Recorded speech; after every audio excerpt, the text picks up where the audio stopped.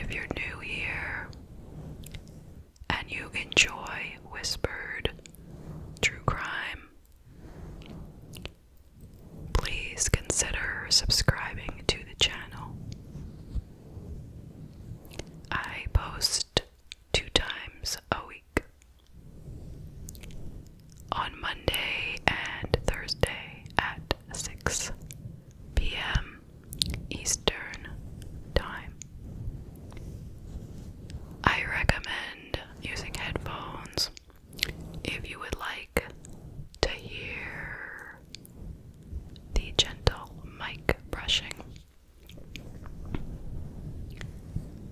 Okay, so let's get to tonight's case. Tonight we are traveling to the state of Michigan. Shout out to everyone in Michigan. So this is called Bennington Township. That is where the crime will take place. Now, Bennington Township seems to be near Lansing, Michigan, and not too far from Flint, Michigan. And this will be occurring on December 24th, 2019, so that was Christmas Eve. This is the case of Mark Latunski and Kevin Bacon.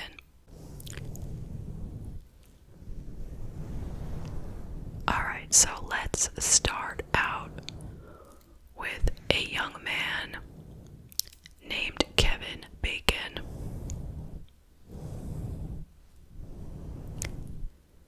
At the date of the crime, he was 25 years old. So Kevin was born in Lansing in 1994. He had 2 parents and a sister. Kevin was always very interested in hairstyling. From a young age, he always enjoyed doing other people's hair. So, after he graduated from high school in Schwartz Creek,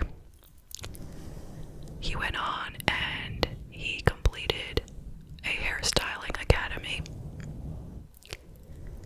And he got a job as a hairstylist in a local salon.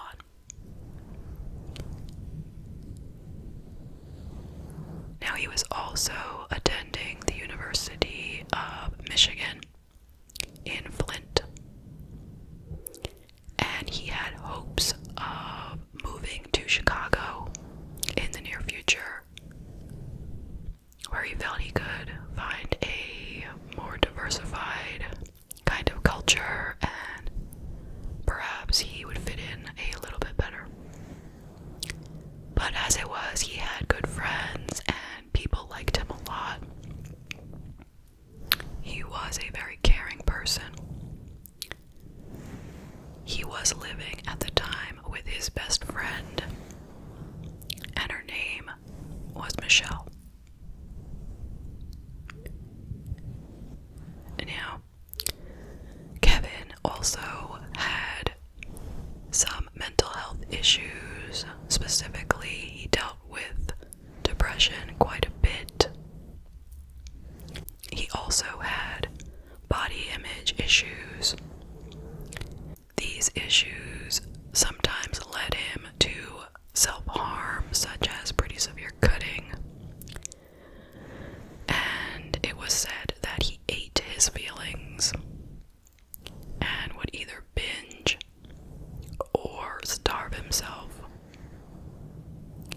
Another way that he often dealt with his depression was by going onto online dating sites and meeting new men. According to a friend of his, quote, Kevin's biggest thing was he just always wanted to feel loved, and he never felt accepted by, men and things like that. And I think that's probably why he was always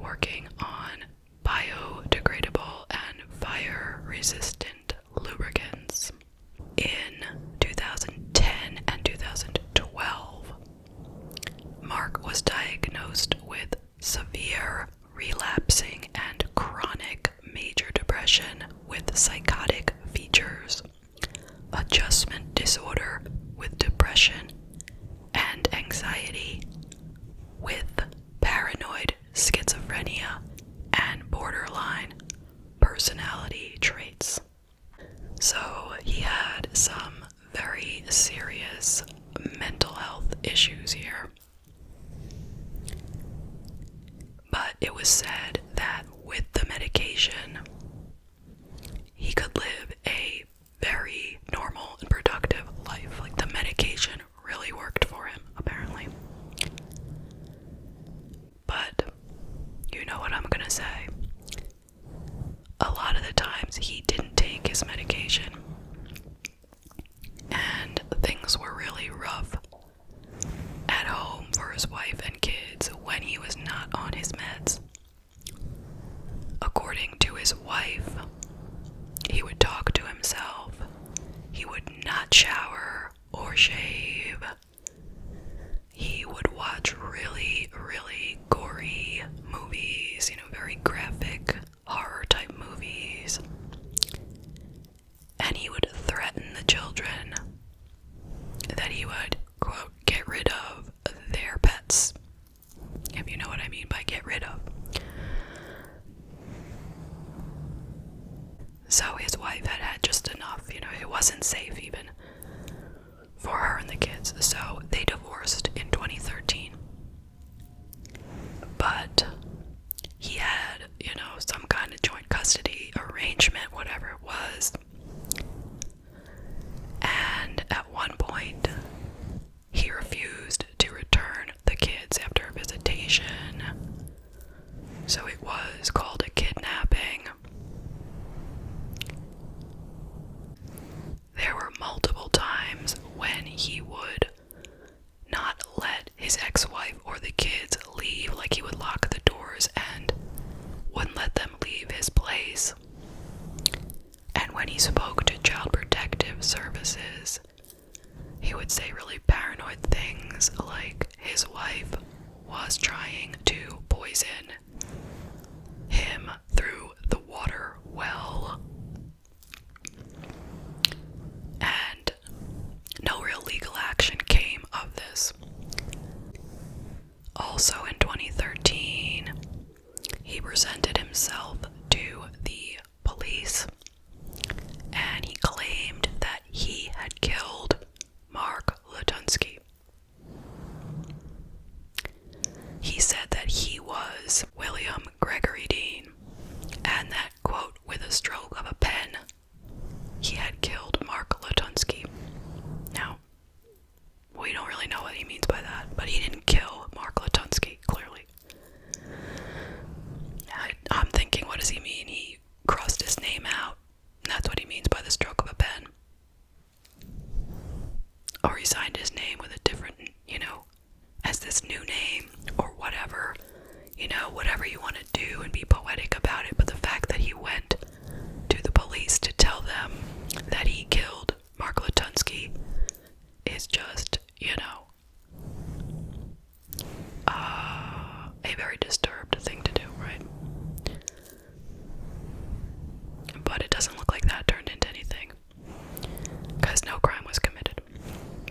But overall, he was hospitalized 4 times. Psychiatric hospitalizations due to his severe mental illness.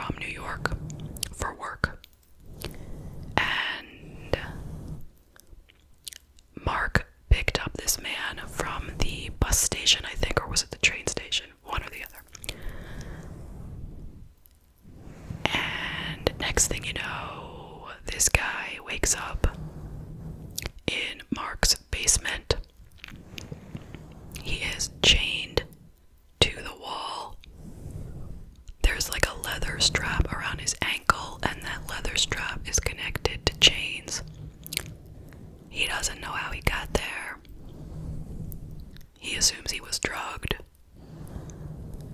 Luckily, when he wakes up, there's no one around and he sees a knife.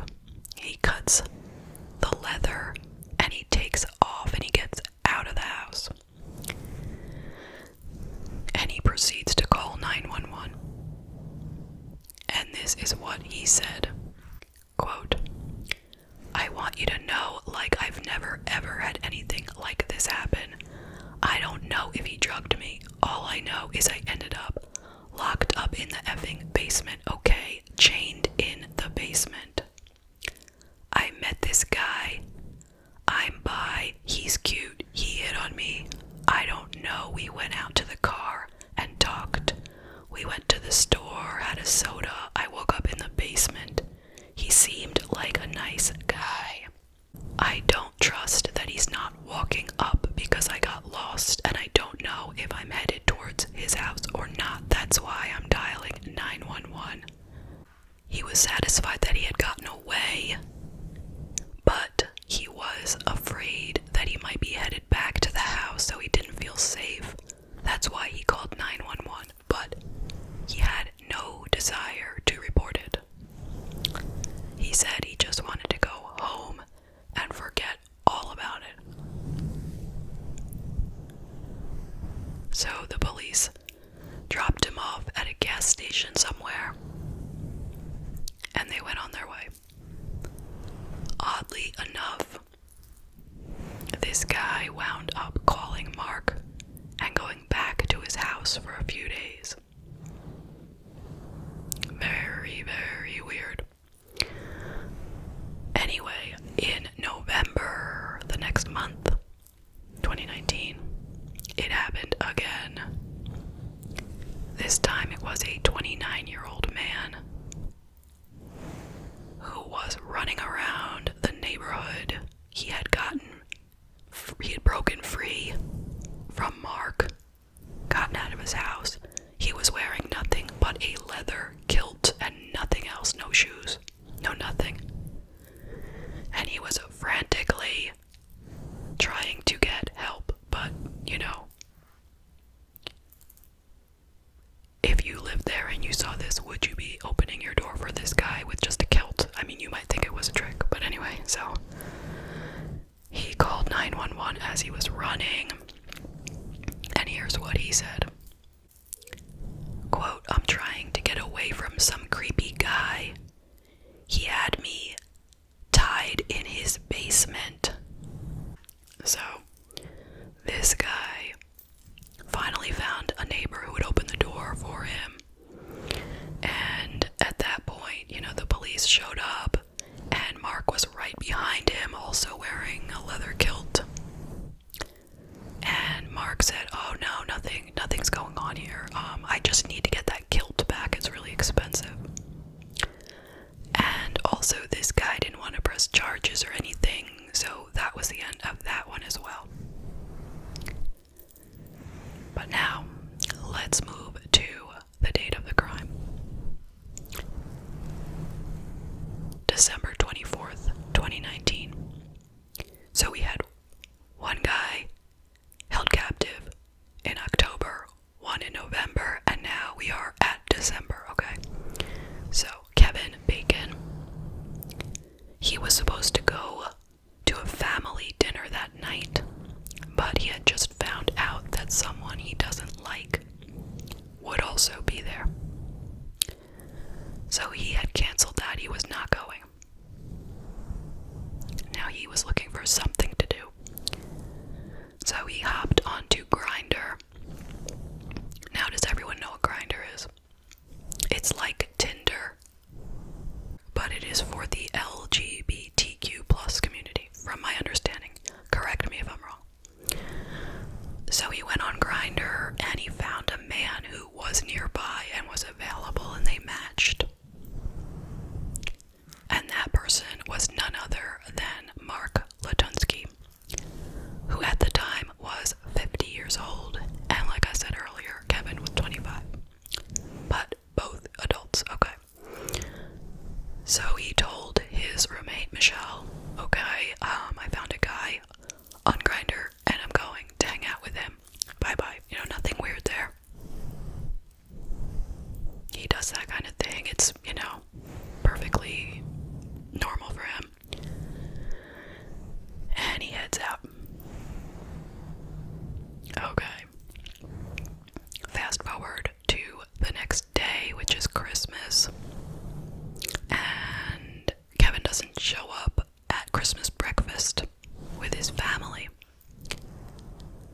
So his father reports that he's missing to the police.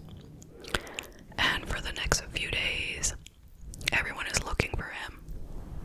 The police, friends, family. And ultimately, his car is found in a parking lot nearby. Inside of his car is his cell phone, his clothes, and his keys. Now, typically when you find those kind of things, it's not a great sign because most people don't leave their car without their phone at least, or their keys to the car, you know. So where is he? So they take his phone and they look at it and they find the texts. And they see that he was going on a date with Mark Latunski. Okay, so they head right over to Mark's house. And the date is now December 27th. So they get to his house. He answers the door wearing a leather kilt. He's not nervous at all. He appears perfectly calm. They ask if they can search the house. They don't have a search warrant, okay? No warrant. But he's like, yeah, sure. Come on in. So they look around a bit.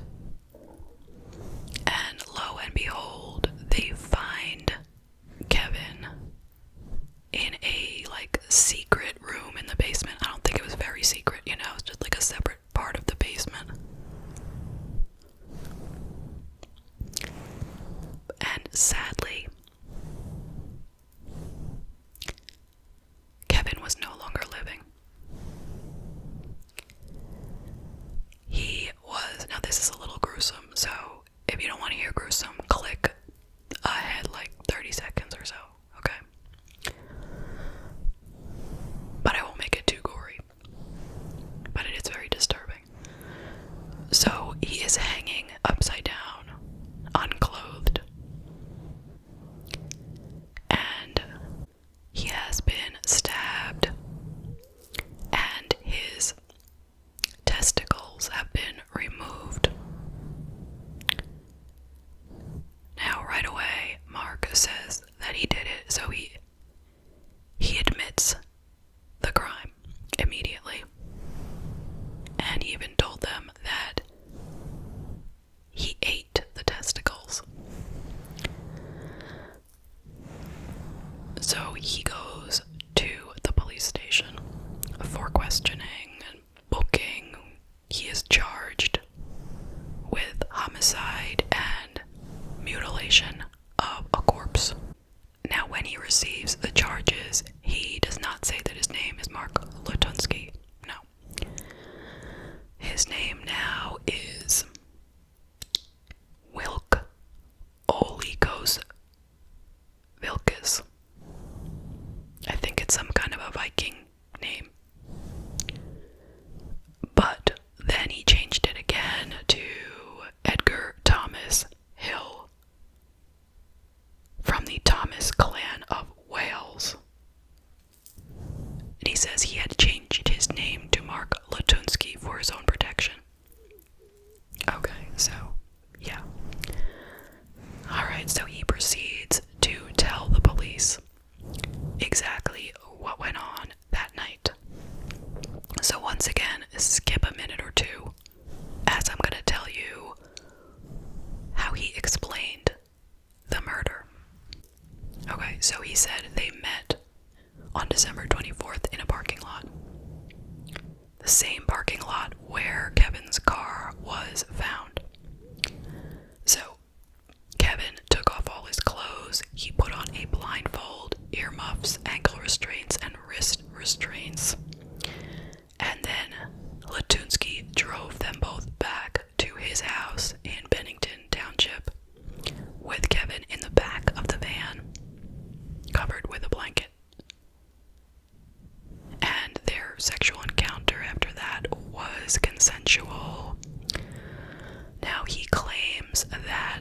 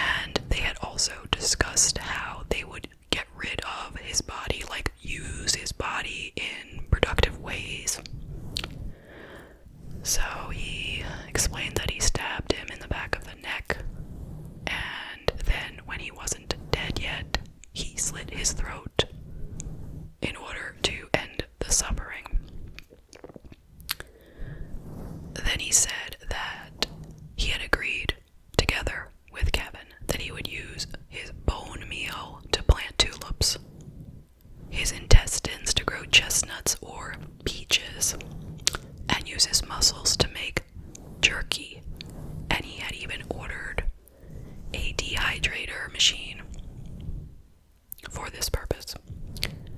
It was quickly disproven that Kevin had asked Mark to take his life because they looked at the text messages between the two of them. It said nothing like that, and Kevin had even asked for assurance that he would be safe.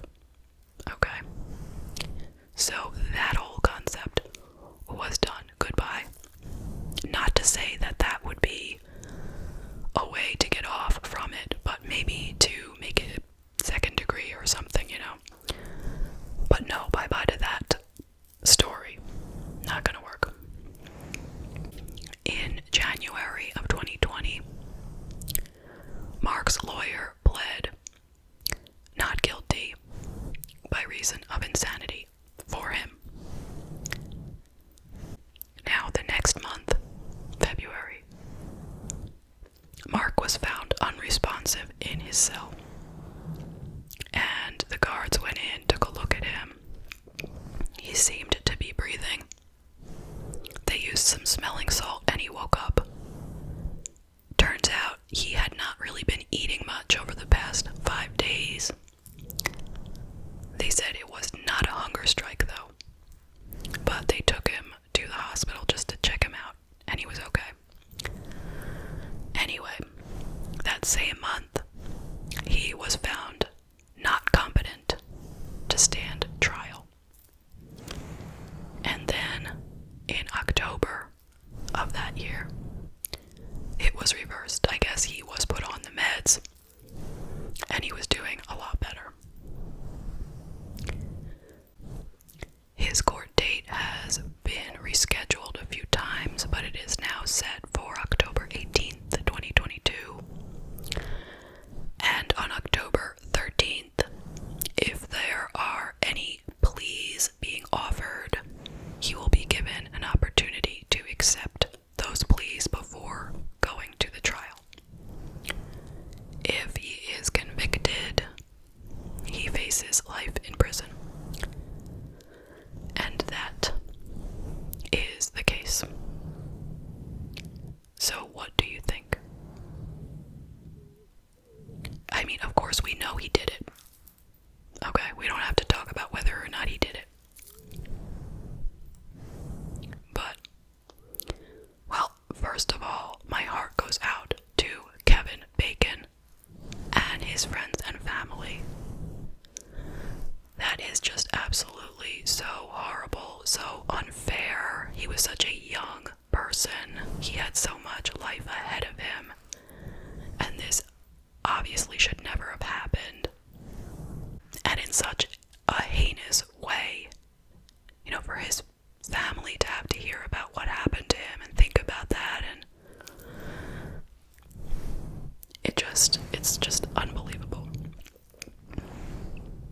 Okay, so now there's a few things to talk about. Well, let's start with these two guys who were victimized by Mark beforehand. And a lot of people are saying, well, if they would have pressed charges, then Kevin would not have been killed. Maybe that's true, okay? But you still can't put it all on them, They had no idea that this was going to happen. I mean, I think it is good for people to hear this and to say to themselves, if I, God forbid, am ever the victim of something terrible, I need to report it so that at the very least it might not happen to someone else, okay? I mean, I'm sure these guys feel terrible. But the thing is, I think we understand why they didn't report it. They were ashamed, It could have been that they weren't out of the closet and they didn't want this to be how they come out of the closet. But more likely that, to me, I don't even think that that's exactly it. It wasn't about their being gay as much as the fact that they were involved in these, activities of being chained up and stuff like that. I think that is where the shame was probably coming from. I mean, that's just me guessing, but that's what I feel.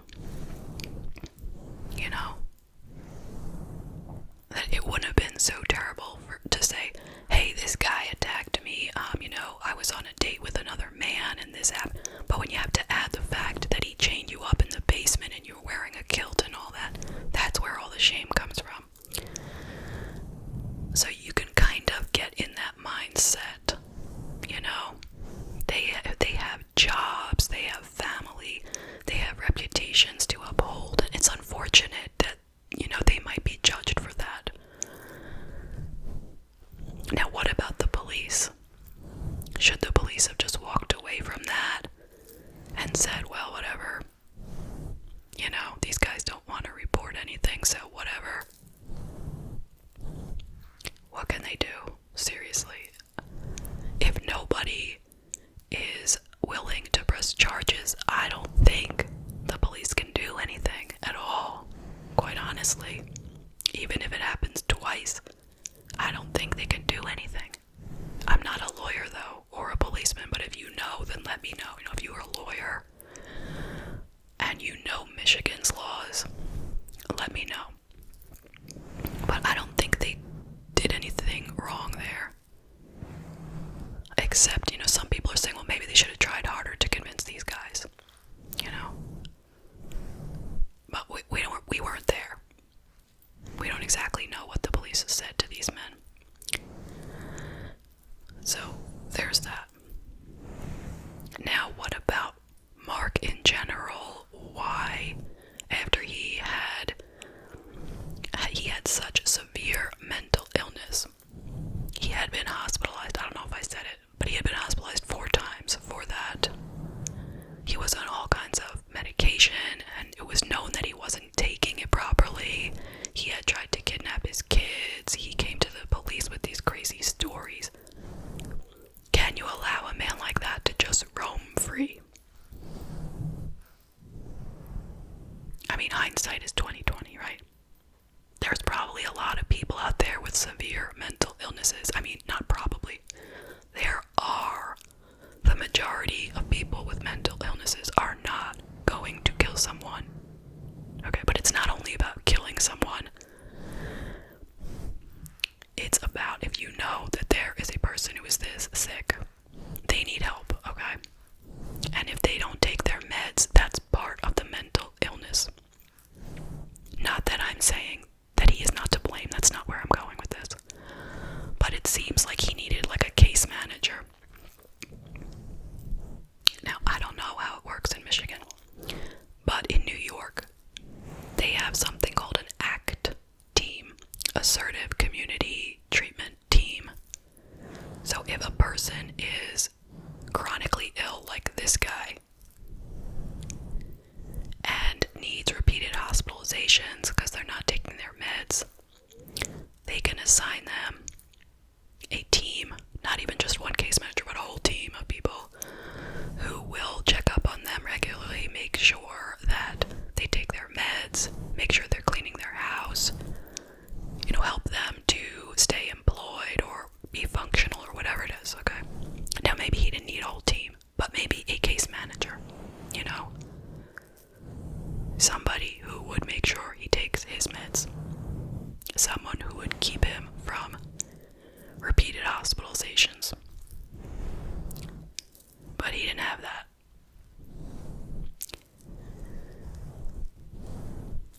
So, this is what happened. He killed a man. It's very, very sad.